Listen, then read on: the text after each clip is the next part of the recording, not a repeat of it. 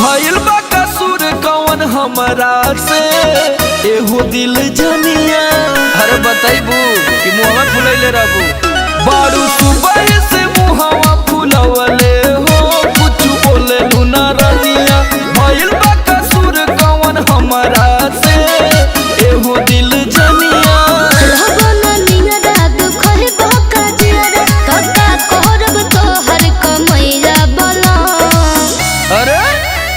रजहिया बलम हो रजहिया बलम गरमी न करेला रजहिया बलम।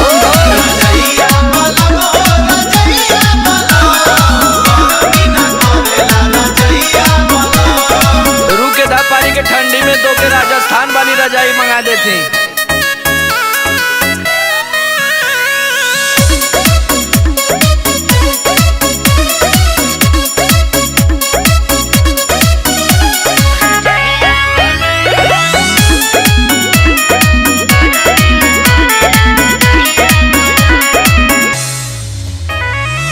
छोड़ी के कन्हिया तू बहरा सुतेला जग खरी हनी बोझा धान के पिटेला। अरे पागल वो कमवा जरूरी बा ना। तनी बुझल कर बात हमर प्यारी हो। काहे बुझी? हमारो बा कुछ हुलाचारी हो। ठिठुरे बदनिया नयन बानी कनिया हाली हाली बार दसलैया बलम। कौड़ा तब भी रजहिया बलम हो रजहिया बलम गरमी न करेला रजहिया बलम।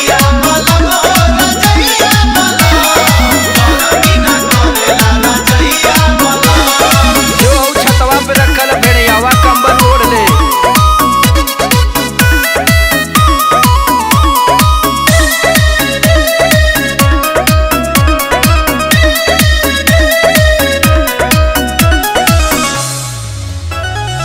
समर होले हर के और करो सिंगल रजैया साथे शेयर करो। अरे डीपी आज ले रजाई धुन के ना लिए ना। चलो चलो कमरिया दबा दी। अच्छा। उन्हीं तन के जड़ैया भगा दी। देह भई पाला तोहे कुछ न बुझाला रहे रहे आवे अंगड़ैया बला। रजहिया बलम हो रजहिया बलम गरमी न करेला रजहिया बलम।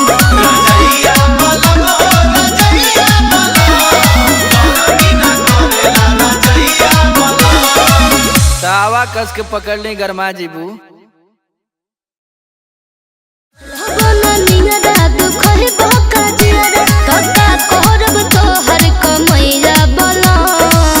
अरे रजहिया बलम हो रजहिया बलम गरमी न करेला रजहिया बलम।